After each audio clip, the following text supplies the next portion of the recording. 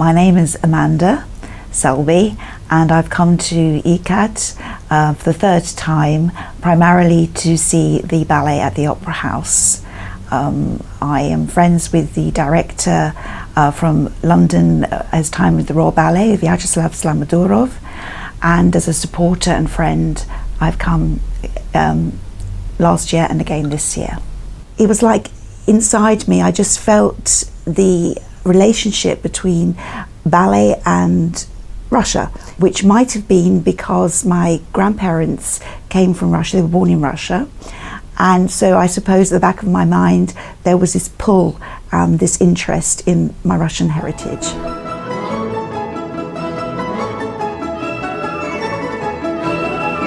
I think Russian audiences respond differently to the London audience I'm used to. I think in Russia people tend to clap during actual dance sequences, whereas London, perhaps we wait until the pause or the dancers have just finished. Although I think this is true of a premiere in London as well. When it's something quite different, the curtain comes down and there's not immediate applause, because I think people are just absorbing it and thinking about what they've seen, and then when the curtain rises again to clap the dancers, then the audience will respond.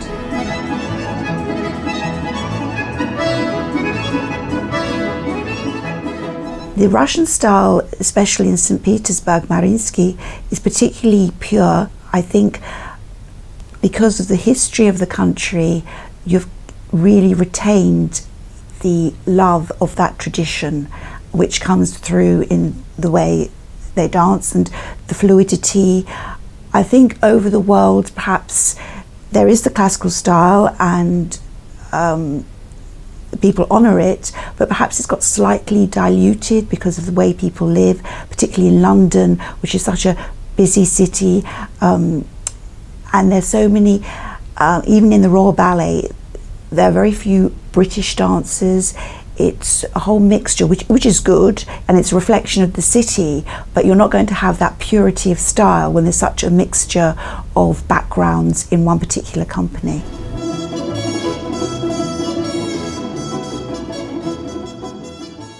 Strangely enough, I find that very few people, with all due respect, have heard of Yekaterinburg.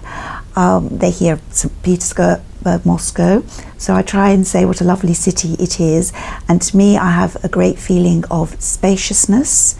Coming from London, which is extremely crowded, I like the width of the roads, the pavements here. I feel I can breathe and I feel more relaxed. I would show friends, if they came to Yekaterinburg, the Opera House, and walking down the main Lenina Street, I would show them I believe it is a palace, but it's also the residence of the president. I would show them standing outside the vista, and there's the view one gets across the river, seeing all the variants of architectural styles, from golden dome churches to the constructivist buildings to the skyscrapers, and all encapsulated in one view panorama.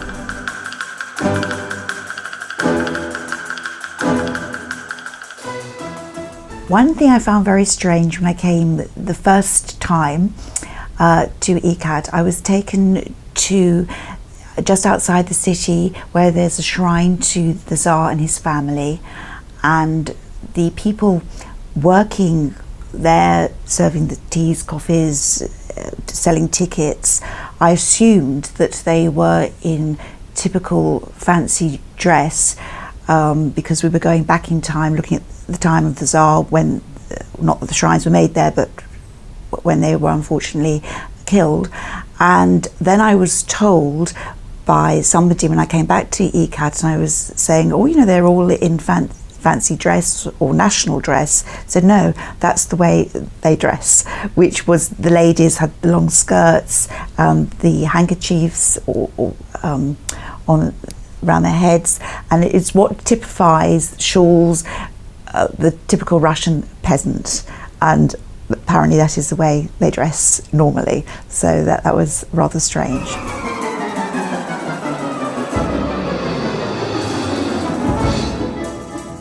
My Russian vocabulary is getting slightly larger. I'm finding it difficult to put sentences together, but at the moment comprises Привет, как дела, Спасибо, пожалуйста, a few words, яблоко сок. I did make a big blunder when I, instead of asking for kuritsa, I said kritsa. So I was corrected on that. I think kuritsa is chicken and kritsa is a rat. I didn't really want rat salad, but anyway.